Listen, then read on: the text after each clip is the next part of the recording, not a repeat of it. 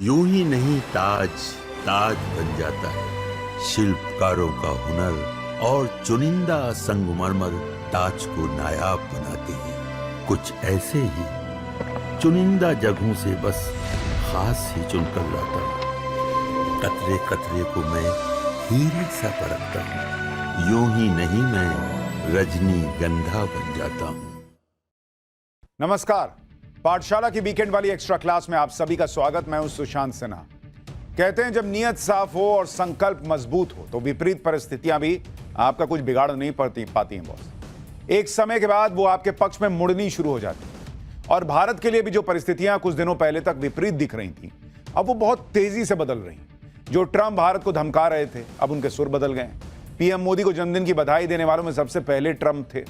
यही नहीं, ट्रंप के दूत ब्रेंडन लिंच दिल्ली पहुंच गए ताकि भारत अमेरिका ट्रेड डील पर बात तेजी से आगे बढ़े। और अब तो भारत के मुख्य आर्थिक सलाहकार वी अनंत नागेश्वरन ने भी कह दिया है कि नवंबर तक इंतजार करिए, अमेरिका की तरफ से लगाया गया 25% अतिरिक्त टैरिफ भी खत्म होगा और जो मेन टैरिफ है वो भी घटेगा। खबर तो यह है कि यही है, लेकिन इससे भी ज्यादा अहम मोदी की उस नीति को समझना है जिसने धीरे धीरे सब कुछ ट्रैक पर ला दिया। अब एक और मामला है इस्लामिक नेटो फोर्स का। यह क्या है, इससे क्यों भारत को सावधान रहने की जरूरत है? क्योंकि पाकिस्तान के इस्लामिक नेटो वाले प्रस्ताव को इस्लामिक देशों के संगठन ने भले खारिज कर दिया हो, लेकिन पाकिस्तान और सऊदी अरब में एक डील हो गई है। तो आज इन सारे मुद्दों पर बात करूंगा। एक्स्ट्रा क्लास की शुरुआत इस रिपोर्ट से।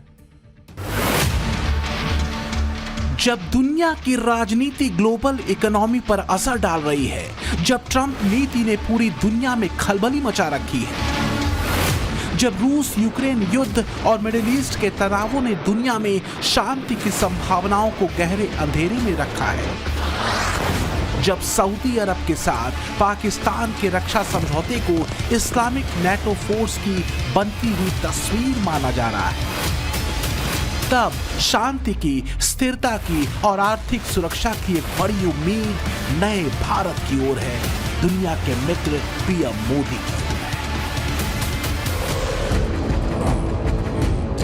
दुनिया के देश भारत के साथ पार्टनरशिप करने को बेताब है। जियोपॉलिटिकल बदलाव में भारत की अहम भूमिका को लेकर इंटरनेशनल मीडिया में कमेंट्री चल रही है। ट्रंप के बदले हुए सुर के बीच भारत अमेरिका की अटकी हुई ट्रेड डील के करीब करीब फाइनल स्टेज में पहुंचने की खबरें हैं। तो क्या भारत यूएस संबंधों में मोदी नीति सफल रही? ट्रंप को अपने रॉन्ग टर्न का एहसास हो गया। मोदी नीति ने कैसे जियोपॉलिटिक्स को पूरी तरह बदल दिया? ट्रंप बदल गए या जमीनी सच्चाई ने ट्रंप को बदलने को मजबूर कर दिया? क्या भारत अमेरिका के बीच का राहु काल कट गया? करीब एक महीने में ऐसा क्या हुआ कि दुनिया भर में ट्रंप टैरिफ से आए भूचाल के बीच अचानक भारत के लिए टफ हुए ट्रंप सॉफ्ट हो गए?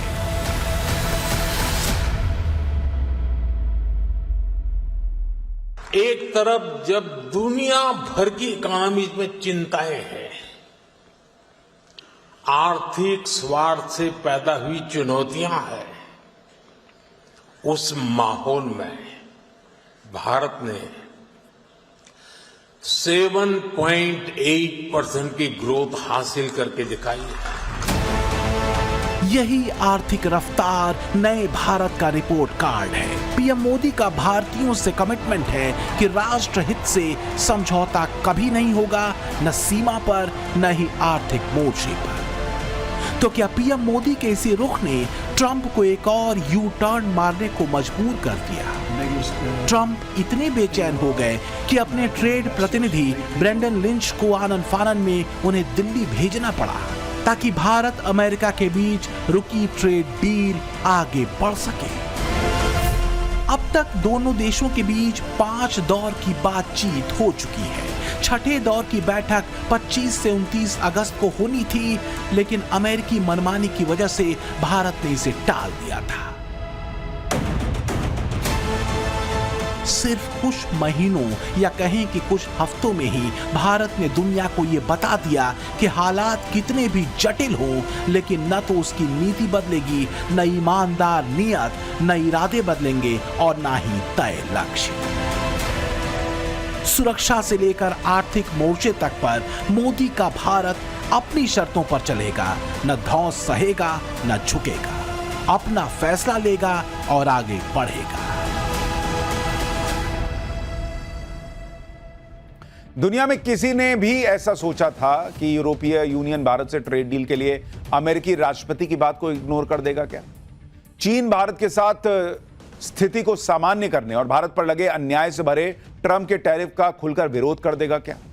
क्या किसी ने कल्पना की थी कि जिस लहजे में, जिस अंदाज में अमेरिकी ट्रंप कुछ महीने पहले तक भारत को धमका रहे थे, उनके तेवर एकदम से इतने ढीले पड़ जाएंगे? आखिर ऐसा क्या हो गया? अमेरिका और पश्चिमी एक्सपर्ट कह रहे हैं कि इसके पीछे वजह है मोदी की वो नीति जो स्वतंत्र है, जो भारत की शक्ति और भारतीयों के सामर्थ्य पर कसी हुई है। ट्रंप के तमाम दबाव और 50% टैरिफ थोपने के बाद भी भारत का क्या बिगड़ा? देश की इकोनॉमिक रफ्तार बम रही 8% के करीब। ये कोई मामूली बात तो है नहीं। इसके पीछे मोदी की वो कूटनीति रही जिसने दुनिया के देशों को भारत पर भरोसे को और ज्यादा मजबूत कर दिया। ट्रंप बाकी देशों से कहते रहे, यूरोप से कहते रहे कि भारत पर 100% टैरिफ लगा दो, लेकिन सबने ठेंगा दिखा दिया। इसे कहते हैं नए भारत की ताकत। चाहे रूस से मित्रता की बात हो या चीन से संबंध सामान्य करने की नीति हो, दोनों ही फ्रंट पर मोदी अडिग रहे और अमेरिका के दबाव में नहीं है। 37 बार ट्रंप ने दुनिया में मुनादी की कि उन्होंने भारत पाकिस्तान युद्ध रुकवाया। दुनिया ने नहीं माना। दुनिया ने धैर्य धारण किए, मोदी पर भरोसा किया। तिलमिलाए ट्रंप ने 50% का टैरिफ भारत पर लादा। दुनिया ने कहा यह अन्याय है। चीन तक ने इसका विरोध किया। ट्रंप ने भारत पर दबाव बनाने के लिए मुनीर को दावत उड़वा दी। मुनीर ने अमेरिका से न्यूक्लियर धमकी दी। अमेरिकी एक्सपर्ट ने इस पर भी ट्रंप को कोसा, कहा यह ट्रंप की ऐतिहासिक भूल है।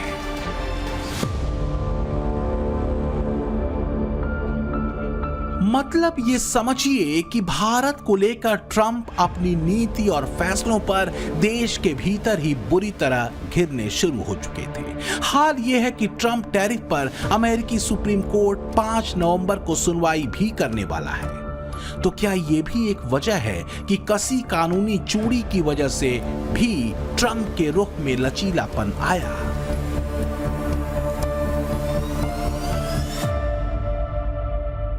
जो भी हो, पर भारत सरकार के मुख्य आर्थिक सलाहकार वी अनंथा नागेश्वरन ने बड़ा दावा किया है कि ऊंचे टैरिफ की वजह से अमेरिका और भारत के बीच पैदा हुए विवाद का समाधान अगले 8 से 10 सप्ताह में निकल सकता है। अमेरिका भारतीय सामान पर लगने वाले अतिरिक्त पीनल टैरिफ नवंबर तक हटा सकता है। अमेरिका की तरफ से लगाया गया रेसिप्रोकल टैरिफ भी 25% से घटकर 10 से 15% के बीच आ सकता है। ट्रेड हो या टैरिफ, दोस्त हो या दुश्मन, भारत की नीति और नीयत दुनिया के सामने है। बीते 11 सालों में यही नीति मोदी डॉक्ट्रिन बन चुकी है।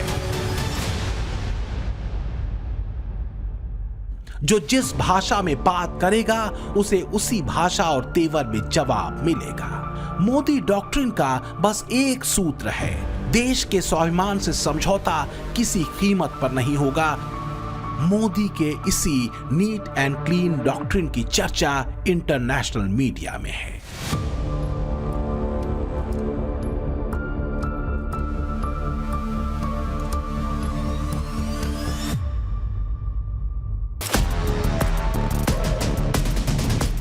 नए भारत का यही मिजाज कईयों को खटकता है। नए भारत का लक्ष्य साफ है। पहला, अगले कुछ वर्षों में दुनिया की तीसरी बड़ी अर्थव्यवस्था बनना, और दूसरा 2047 तक विकसित देशों की कतार में खड़ा होना। इसके लिए जो सबसे अहम कदम है वो है कारोबार और आत्मनिर्भरता का, यानी विदेशी सामानों पर देश की निर्भरता कम करना और नए देशों और बाजारों तक भारतीय प्रोडक्ट्स को एक्सपोर्ट करना। मौजूदा दौर में भारत का रुख बहुत कैलकुलेटिव है, क्योंकि बदलती जियोपॉलिटिक्स में सबसे बड़ी चुनौती अपने कारोबार को बढ़ाने, अर्थव्यवस्था की रफ्तार को मेंटेन रखने और कूटनीतिक रिश्तों को और बेहतर करने की है। लेकिन क्या ये इतना आसान है? बीते 10 वर्षों में भारत ने अपने एक्सपोर्ट को करीब 67% बढ़ाया है। मॉरिशस, यूएई, ऑस्ट्रेलिया, ब्रिटेन जैसे देशों से भारत ने फ्री ट्रेड एग्रीमेंट किया है, तो वहीं अमेरिका, यूरोपीय Union, Oman, Chile, Peru, New Zealand और श्रीलंका जैसे देशों से ट्रेड पर बातचीत अच्छी दिशा में है। हमारे दोनों देश के बीच में कोई स्पर्धा नहीं है, हम एक दूसरे को सपोर्ट करते हैं। कुछ क्षेत्र हमने चुने हैं इस बार जिसमें हम विशेष ध्यान देंगे व्यापार बढ़ाने का। एक है टेक्सटाइल का क्षेत्र, टेक्सटाइल, होम डेकोर, जो पूरी चेन है। एक है मत्स्य का क्षेत्र, फिशरीज। एक leather and leather goods, food processing और फार्मास्यूटिकल्स। टेक्सटाइल्स, लेदर और फार्मास्यूटिकल्स जैसे क्षेत्र वो क्षेत्र हैं जिन पर 50% ट्रंप टैरिफ के बाद सबसे ज्यादा असर पड़ने की बात कही जा रही थी। एक्सपर्ट मानते हैं कि यूएई में इस क्षेत्र से जुड़े कारोबार को बढ़ाकर पीएम मोदी की नीति ट्रंप टैरिफ को काउंटर करने की है। तो क्या मोदी के इसी प्लान ने ट्रंप को बेचैन कर दिया? बीते कुछ ही हफ्तों में तेजी से बदलते घटनाक्रमों ने ये बात साफ कर दी कि मोदी नीति क्यों हर मोर्चे पर दमदार रही है। मोदी की रक्षा नीति क्रिस्टल क्लियर है कि भारत की आतंकवाद पर जीरो टॉलरेंस है। अगर आतंकी हमला होगा तो आतंकी आउटफिट पर वो जमकर प्रहार करेगा और राष्ट्र रक्षा से किसी भी कीमत पर समझौता नहीं होगा। तो वहीं कूटनीति का सूत्र है स्वतंत्र विदेश नीति, विश्व बंधुत्व का संदेश और परस्पर हित और समृद्धि। मोदी की अर्थनीति भी दुनिया के सामने स्पष्ट है, जिसके 3 सूत्र हैं। किसानों और पशुपालकों के हितों से समझौता नहीं होगा, आत्मनिर्भर भारत और आयात पर निर्भरता कम करना। 2047 तक विकसित होना है तो भारत को आत्मनिर्भर होना ही होगा। आत्मनिर्भर होने के अलावा भारत के पास कोई विकल्प नहीं है। 140 करोड़ देशवासियों का एक ही संकल्प होना चाहिए, चीप हो या शीप, हमें भारत में ही बनाने होंगे। तो क्या ऐसे ही लक्ष्यों ने दुनिया को नए भारत के मन और मिजाज से रूबरू कराया है? पारंपरिक कारोबार के अलावा मोदी का विजन है नई दुनिया की मॉडर्न टेक्नोलॉजिकल डिमांड के लिए भारत को तैयार करने का। इसमें सबसे अहम है सेमीकंडक्टर यानी चिप क्रांति। भारत ने अपनी पहली semiconductor chip Vikram 32 bit processor तैयार करके ये जता दिया है कि आने वाले समय में दुनिया में वो एक दमदार चिप प्लेयर के रूप में काबिज होने वाला है। भारत अब बैकएंड से निकलकर एक फुल स्टैक सेमीकंडक्टर नेशन बनने की ओर बढ़ रहा है।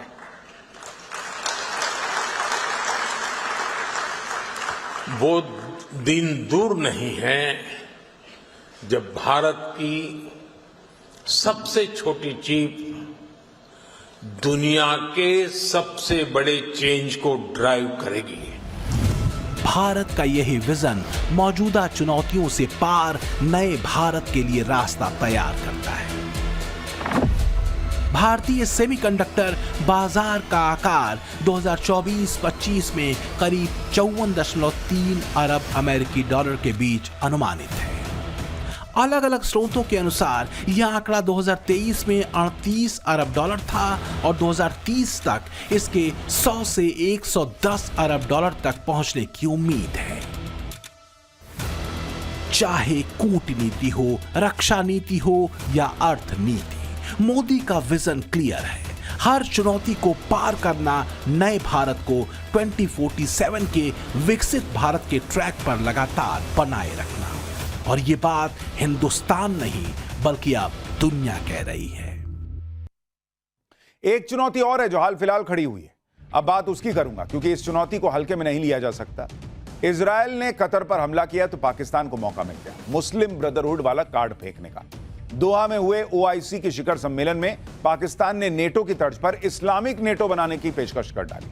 हालांकि बाकी मुस्लिम देश तो पाकिस्तान की फितरत जानते हैं, तो उन्होंने इस पेशकश को कोई बहुत ज्यादा तवज्जो दी नहीं। लेकिन लगता है कि सऊदी अरब पाकिस्तान के झांसे में आ गया। उसने पाकिस्तान के साथ एक ऐतिहासिक रक्षा समझौते पर हस्ताक्षर किए।